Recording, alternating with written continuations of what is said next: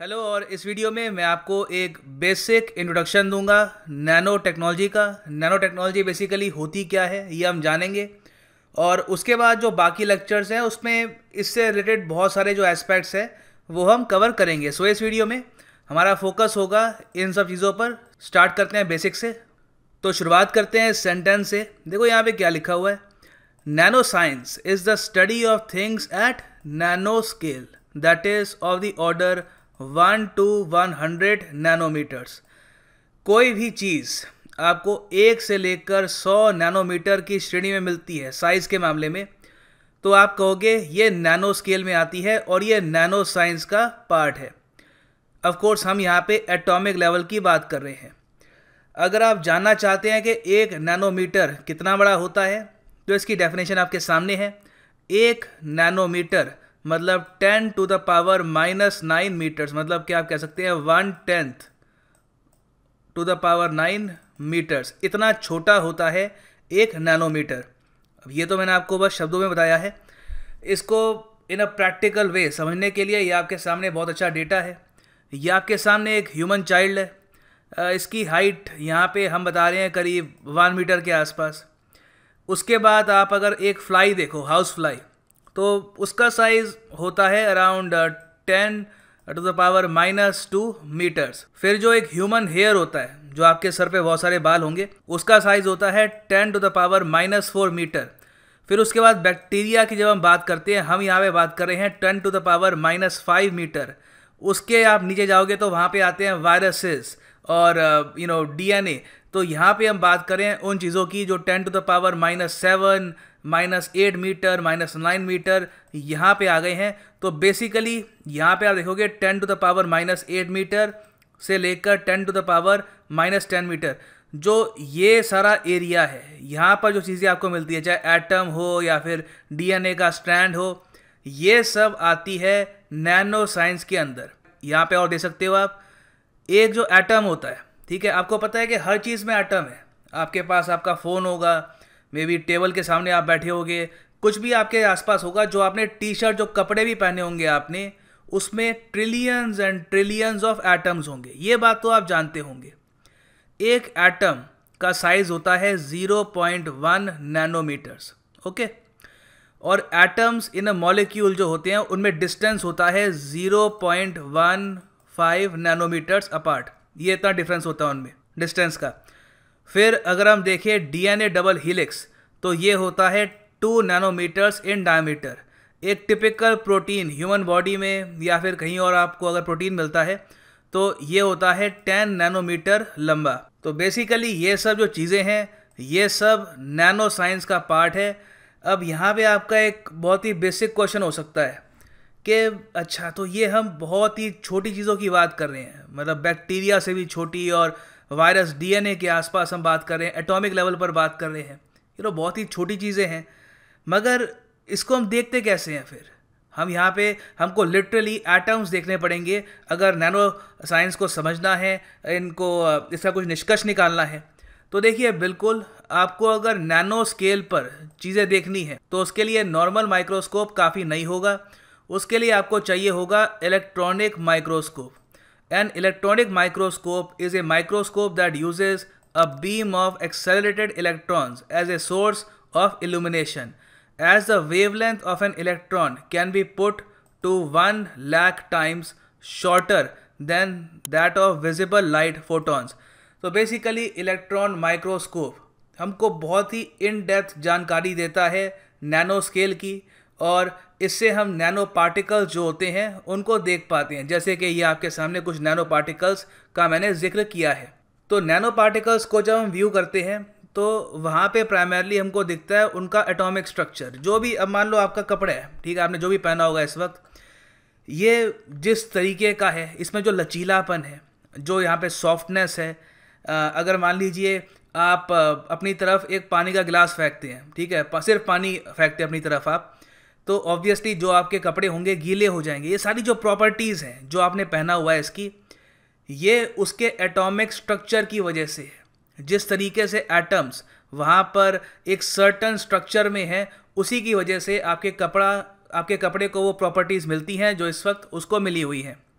तो एटम को अगर हम देखें तो ये आपके सामने उसकी कंपोजिशन है। तो यहाँ पे आप देख पा रहे होगे, यहाँ पर है बीच में न्यूक्लियस, न्यूक्लियस के अंदर प्रोटॉन, न्यूट्रॉन और आसपास इलेक्ट्रॉन यहाँ पर घूम रहा है। तो देखिए, अगर मान लीजिए अगर हम एक ऐसा फैब्रिक बनाते हैं जहाँ पर हम जो एटॉमिक स्ट्रक्चर है कुछ हद तक चेंज करें, जिस तरीके से एटम्स, बहुत सारे एटम्स मिलके एक स्ट्रक्चर बनाते हैं, उसमें थोड़ा सा हम चेंज ले आते हैं, तो ऑल टुगेदर हम एक ऐसा फैब्रिक बना सकते हैं जिसकी प्रॉपर्टीज़ ही और टाइप की होगी। तो क्या है कि नैनो साइंस में रिसेंटली जो डेवलपमेंट्स हुई है उसमें हमने ये भी देखा गया है कि ऐसी टी शर्ट बना दी गई है जिसकी तरफ आप अगर पानी फेंकेंगे तो वो गीली नहीं होगी, उल्टा पानी वापस रिफ्लेक्ट बैक करेगी। ऐसा नहीं होगा कि पानी मतलब लिटरली फोर्सफुली वहाँ पे जाएगा, मगर गिर जाएगा और ऑलमोस्ट रिपेल करेगी पानी को।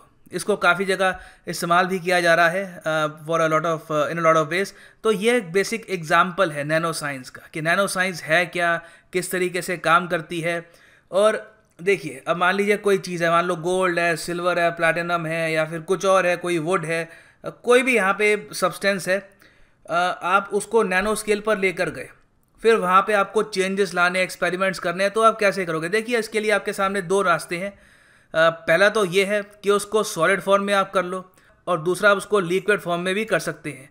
तो इसमें काफ़ी बार क्या किया गया है कि मान लो एक गोल्ड का सॉल्यूशन लिया, उसको एक सर्टेन टाइप के एसिड के साथ आप मिक्स करके गोल्ड के नैनो पार्टिकल्स बना सकते हो लिक्विड फॉर्म में। उनकी ऑल टुगेदर यूनिक प्रॉपर्टीज़ होती हैं, अलग तरीके से रिएक्ट करते हैं लेज़र से, उसका कलर और होता है, और उससे ऑल टुगेदर आप नई चीज़ें बना सकते हैं। आपको ऑलमोस्ट नए आयाम मिलते हैं, आप नई डिस्कवरीज, नई इन्वेंशंस कर सकते हैं।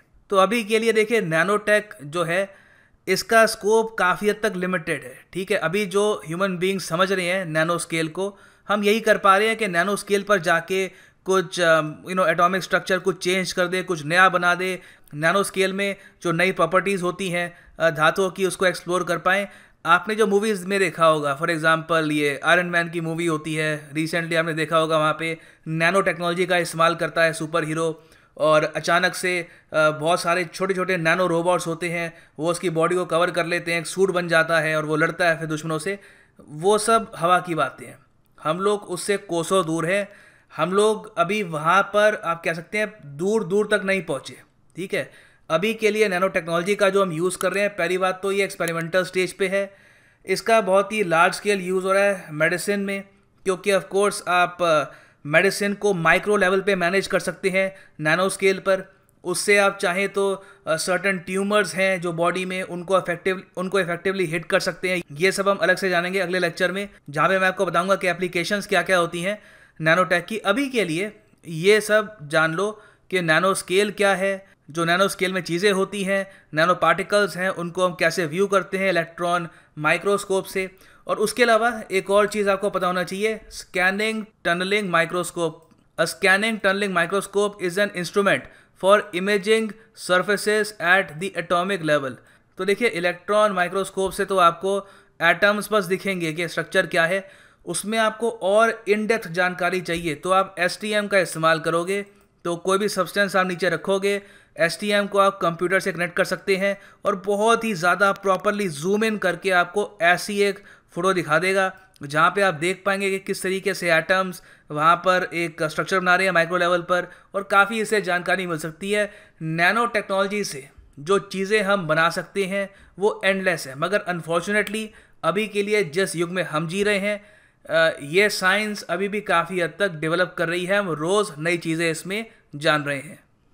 नाउ नैनोटेक से रिलेटेड कुछ इंपॉर्टेंट पॉइंट्स हैं, ये हम पढ़ लेते हैं। The recent leaps in the area of microscopy have given scientists new tool to understand and take advantage of the matter organised at nanoscale. तो अभी के लिए प्राइमरली इसका जो यूज़ हो रहा है ये मेडिसिनल फील्ड में ही हो रहा है, उसके अलावा और फील्ड्स में ही है, उसके अलावा और फील्ड्स भी हैं, मगर प्राइमरली इसका यूज़ मेडिसिन में हो रहा है।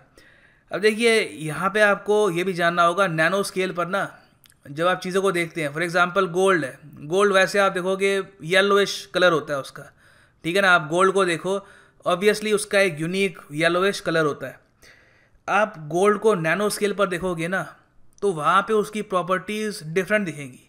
वहाँ पर गोल्ड आपको येलो नहीं रेड कलर में दिखेगा, ये मैं आपको यहाँ पे दिखाता हूँ, देखिए इसको हम कहते हैं quantum effect. Quantum effect explains the nature and behaviour of matter and energy at atomic and sub atomic level as the dimensions in which the particle is confined are reduced at nanoscale। जब हम nano scale पर पहुंचते हैं, zoom कर करके a critical limit is reached where energy level separation normally experienced by this particle are effectively spread even further apart as compared to bulk materials। तो वहाँ पे ऑल टुगेदर आपको डिफरेंट दिखेगा। देखो वहाँ पे सरफेस एरिया ज़्यादा होगा। उसके अलावा यहाँ पे मैंने लिखा हुआ है, for example gold nanoscale particles are not yellow colour with which we are familiar. Nanoscale gold can appear red, या फिर आप उसको अगर हाथ में रख लोगे तो वो रेड से पर्पल भी हो सकता है। नाउ नैनो पार्टिकल्स में जो यूनिकनेस होती है, ऐसा नहीं है कि इसको हम आज ही समझ पा रहे हैं। आज के टाइम में ऑफकोर्स हम नैनो स्केल पर चीज़ों को देख पा रहे हैं, हम एटम्स को देख पा रहे हैं, वो सब ठीक है, हम ये सब कर पा रहे हैं। मगर आप अगर इतिहास में देखिए आज से कई सदियों पहले भी, तो वहाँ पर भी बहुत ही आप कह सकते हैं प्रिलिमिनरी लेवल पर नैनो टेक्नोलॉजी को यूज़ करना स्टार्ट कर दिया गया था। फॉर एग्ज़ाम्पल काफ़ी बार क्या किया गया कि गोल्ड है जैसे, ठीक है, गोल्ड का सॉल्यूशन ना दिया, गोल्ड सॉल्यूशन वो आपको फुल येलो कलर में दिखेगा। उसमें उन्होंने कुछ एसिड डाला, बेसिकली कुछ ये डाला जिससे गोल्ड का जो सॉल्यूशन है और छोटी फॉर्म में टूट जाए, ठीक है, बेसिकली वो ब्रेकअप हो। उसके बाद ऑफ कोर्स जो मटेरियल है वो एक दूसरी फॉर्म में पहुंच जाता था और जो उसकी प्रॉपर्टीज़ थी उसमें भी चेंज दिखता था। उसके बाद जो ये हमको नैनो पार्टिकल्स मिल जाते थे उस टाइम के हिसाब से, उन्होंने बहुत सारे कप्स बनाए जिनकी ऑल टुगेदर प्रॉपर्टीज़ काफ़ी यूनिक है। आप देखेंगे फॉर एग्जांपल नॉत्र डैम कैथीड्रल जो है फ्रांस में, आपको पता होगा रिसेंटली इसमें आग लगी थी, नॉत्र डैम कैथीड्रल, वहाँ पे जो रेड कलर है वो भी बेसिकली गोल्ड सॉल्यूशन में गोल्ड सॉल्यूशन को नैनो स्केल पर पहुँचाकर जो रेड हो जाता है उसको यहाँ पर यूज़ करके इन्होंने विंडोज़ पर ये कलर बनाया है। तो इस टाइप की चीज़ें हम इतिहास में देख चुके हैं। ये ऑफ कोर्स बहुत ही बेसिक केमिस्ट्री का इस्तेमाल करके आप नैनो मटेरियल्स को बना रहे थे उस टाइम। आज के टाइम में ऑफ कोर्स काफ़ी हद तक चेंजेस आ चुके हैं। ये कप्स उनका एक एग्जांपल है, नॉटर डैम में जो ये शीशे पर डिज़ाइनिंग हो रखी है ये इसका एक एग्जांपल है।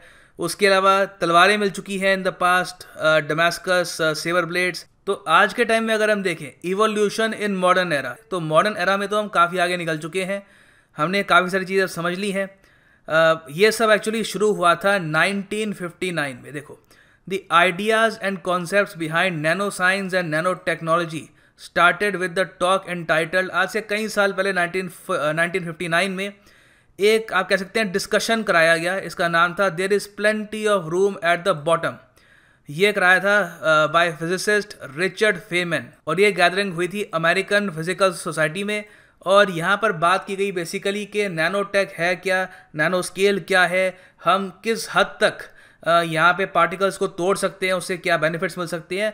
तो पहली बार आप कह सकते हैं मेन स्ट्रीम में, मॉडर्न एरा में मेन स्ट्रीम में लाया गया नैनो साइंस को। Feynman described a process in which scientists would be able to manipulate and control individual atoms and molecules. तो फेनमैन ने ये बताया कि एक बार हम अगर एटम्स और मॉलिक्यूल्स को कंट्रोल करना स्टार्ट कर दें तो कुछ भी बना सकते हैं हम बिल्कुल माइक्रो लेवल पर फंडामेंटली ऑल टुगेदर डिफरेंट चीज़ें बना सकते हैं जो बहुत सी साइंसेस को रेवोल्यूशनाइज कर सकता है। बाद में प्रोफेसर नोइरो तानीगुची ने ये टर्म कॉइन करी फेनमैन के कई साल बाद, नैनो टेक्नोलॉजी, ठीक है। ये तब तक और ज़्यादा ये ऑफिशियल हो चुका था। अभी बताऊंगा इन सबको क्या वर्ड मिला था, अभी क्रोनोलॉजी है ये आप जान लो। तो देखिए नैनो टेक्नोलॉजी के जो 3 चैंपियंस हैं उनके बारे में आपको पता होना चाहिए।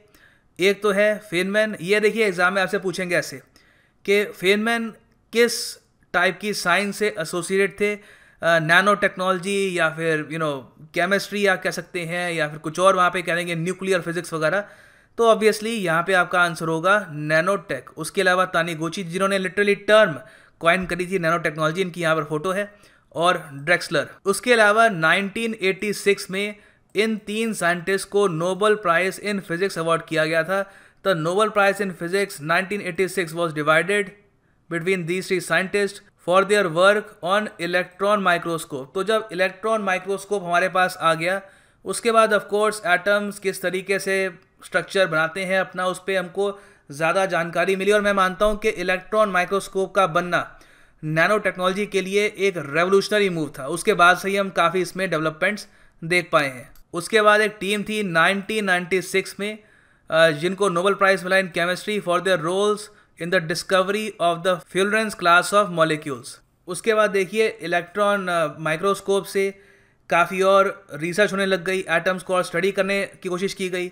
फिर जो एटम्स के स्ट्रक्चर फॉर्म होते हैं माइक्रो लेवल पर, उनको स्टडी किया जाने लगा और फिर बहुत सारे मटेरियल्स को डिस्कवर किया गया। फॉर एग्जांपल ग्रेफेन इसमें एक एग्जांपल है। ग्रेफेन ऑल टुगेदर हमें एक अलग लेक्चर में कवर करेंगे, अभी मैं जो आपको बेसिक्स बता रहा हूँ ये समझते रहो। तो ये आपके सामने मैंने एक बहुत अच्छी टाइमलाइन प्रोवाइड करी है, जो मैंने आपको अभी बातें बताई हैं यहाँ पे 1959 से लेकर किस तरीके से हम आगे गए। प्राइमरली यहाँ पे ये सब मेंशन्ड है। बाद में आप जो और लेक्चर्स देखेंगे उसमें ग्रेफेन पे हम बात करेंगे और भी हम चीज़ें डिस्कस करेंगे। फिर जो आगे का मॉडर्न यहाँ पर पार्ट है ये भी आपको और क्लियर हो जाएगा। अभी के लिए इस लेक्चर को यहाँ पे ख़त्म करते हैं। हमको यहाँ पर एक ब्रीफ इंट्रोडक्शन मिल चुका है नैनो टेक्नोलॉजी के बारे में।